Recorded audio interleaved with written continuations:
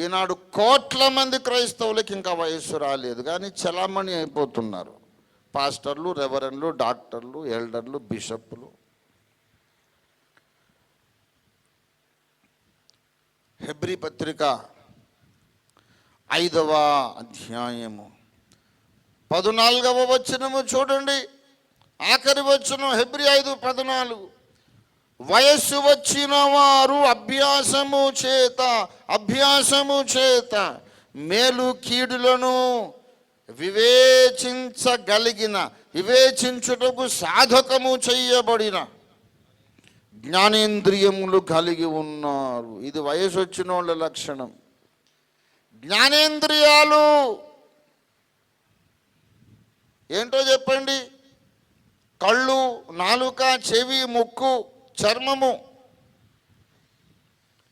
ఇవి అభ్యాసము చేత, సాధకము చేత, బై ప్రాక్టీస్, అభ్యాసము చేయుట చేత కళ్ళు చూసే దృశ్యములు మంచివో చెడ్డవో, మనము చూసే దర్శనములు దేవునివో సాతానువో, మనకొచ్చే అభిప్రాయాలు, ప్రత్యక్షతలు వాక్య సారాంశమై ఉన్నవో దేవునికి వ్యతిరేకమై ఉన్నవో కనబడగానే తెలుసుకొని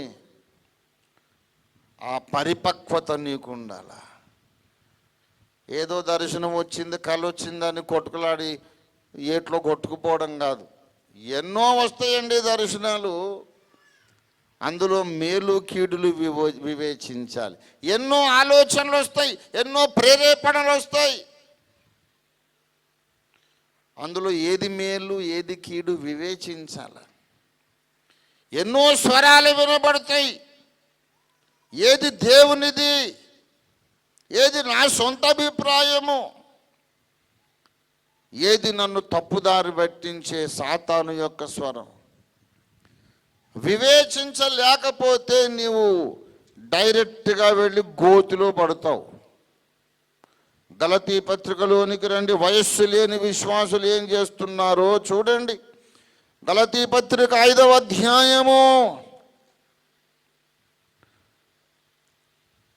7-8 వచనాలు. మీరు బాగుగా పరుగెత్తుచుంటిరి, సత్యమునకు విధేయులు కాకుండా మిమ్మును ఎవడడ్డగించెను? ఈ ప్రేరేపణ మిమ్మును పిలుచుచున్న వాని నుండి కలుగలేదు. ఈ ప్రేరేపణ మిమ్మును పిలుస్తున్న వాడిని బట్టి కలగలేదు. గలతీయులకు ఒక ప్రేరేపణ వచ్చింది, అది దేవునిదే అనుకున్నారు. యేసునాథుడే మాట్లాడాడు అనుకున్నారు, పరిశుద్ధాత్మే చెప్పాడు అనుకున్నారు. కానీ కాదంటున్నాడు పౌలు. రే, మీకు వచ్చిన తలంపు దేవునిది కాదు, అంత బ్లైండ్గా ఫాలో అవ్వకండి అంటున్నాడు పౌలు. మరి వాళ్ళకి ఎందుకు అర్థం కాలేదు?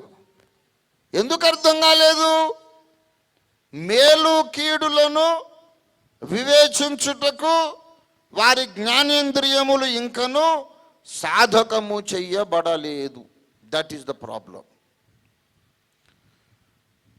నోరున్నోడల్లా బోధకుడు, ఏదో కాస్తో కూస్తో ఇంగ్లీషు తెలుగు తెలిసినోడల్లా నేను ఒక నాయకుణ్ణి, నేను ఒక సంస్కర్తనని ఫీల్ అయిపోకండి. మీ తలకాయలో పుట్టే ఆలోచనలు బోల్డ్ అని ఆలోచనలు, సైతాన్ గాడు పుట్టించే ఆలోచనలు. అది వివేచించే వయస్సు నీకు ఇంకా రాకపోతే, దేవుని కొరకు పోరాడుతున్నాను అనుకుంటూనే దేవునికి వ్యతిరేకంగా పోరాడుతుంటావు. దేవుని కొరకు సేవ చేస్తున్నానని భ్రమలో బ్రతుకుతూనే దేవుని కార్యాలు పాడు చేస్తూ ఉంటావు. నీ జ్ఞానేంద్రియములు ఇంకా సాధకం కాలేదు. సత్యాన్ని చూసి అసత్యం అనుకుంటున్నావు, అబద్ధాలను తీసుకొచ్చి సత్యమని ప్రకటిస్తున్నావు. ఎందుకంటే నీకు ఇంకా మెచ్యూరిటీ లేదు. మెచ్యూరిటీ లేనటువంటి బోధకులు ఒక మెచ్యూరిటీ ఉన్న సంఘాన్ని ఎలాగ తయారు చేస్తారండి? నాకు తెలియక అడుగుతానా. బోధకుడికి పరిపక్వత లేదు, బోధకుడికి జ్ఞానేంద్రియాలు సాధకం చేయబడలేదు. వీడి యొక్క బోధనలో జ్ఞానేంద్రియాలు సాధకము చేయబడ్డ పరిపక్వమైన విశ్వాసులు ఎలా తయారవుతారు? యథా రాజా తథా ప్రజ, యథా గురువు తథా శిష్య. అలాగే బోధకుడు గారికి అన్ని అవయవాలు ఇంకా సాధకం కాలేదు కనుక అట్లాంటి విశ్వాసుల్నే తయారు చేస్తాడు. ఆఖరణ వీళ్ళు సిద్ధపాటు లేని బుద్ధి లేని కన్యకలుగా తలుపు తట్టి భంగపాటు పొందుతారు. జాగ్రత్త. Main line churches, organised Christian churches కొన్ని చోట్ల సత్యానికి అడ్డుబండగా నిలబడుతున్నాయి అని ఆ మెయిన్ లైన్ చర్చెస్లో నుండి బయటకు వచ్చేసి మోడర్న్ ఫెలోషిప్స్ కొన్ని తయారైనాయి. పెంతెకోస్తు, హెబ్రోను, లేమెన్స్, ఇంకా ఏసన్న గారి ఫెలోషిప్, ఓఫీర్ గారి వాళ్ళ ఫెలోషిప్, ఇలాగ తయారైనవి. మెయిన్ లైన్ చర్చెస్ ఉన్నాయి చూశారు, మార్టిన్ లూథర్ ద్వారా అందరూ తయారవుతున్నారు. మెయిన్ లైన్ చర్చెస్ నుండి కాదు, వీళ్ళల్లో నుంచే. ప్రతి ఒక్కడికి నోరు వచ్చేసింది కనుక కోరహులాగా మాట్లాడుతున్నారు. మెయిన్ లైన్ చర్చెస్లో ఏం జరుగుతుందో తెలుసా? ఎవడు పడితే వాడు బోధకుడు కావడానికి వీల్లేదు. నువ్వెంత పండితుడు అయినా కానీ నువ్వు కోర్సు ఒకటి చదవాలి, పెద్దలు నిన్ను ఆమోదించాలి, ఆ తర్వాత పులిపిటెక్కాలి, అప్పుడే నువ్వు బోధ చెయ్యాలి. మరి ఇప్పుడు ఈ రివైవల్ ఫెలోషిప్స్ అలా కాదుగా, ఎవడికి నోరుంటే వాడు బోధకుడు. కనుక ప్రత్యక్షత లేని వాళ్ళు, అవయవాలు ఇంకా లేని వాళ్ళు, మెచ్యూరిటీ లేని వాళ్ళు అందరూ బోధకులు బోధకులు బోధకులు. ప్రతి ఒక్కడు అంత కాకిగోల తయారైపోయి, ప్రతి ఒక్కడు మాట్లాడేవాడే. ప్రతి మనుషుడు వినుటకు వేగిరపడాలి అని దేవుడు చెప్తే, ఇప్పుడు ఈ చర్చెస్లో మెయిన్ లైన్ వదిలేసి ఈ మామూలు ఫెలోషిప్స్లో అందరూ మాటలాడుటకు వేగిరపడుచున్నారు.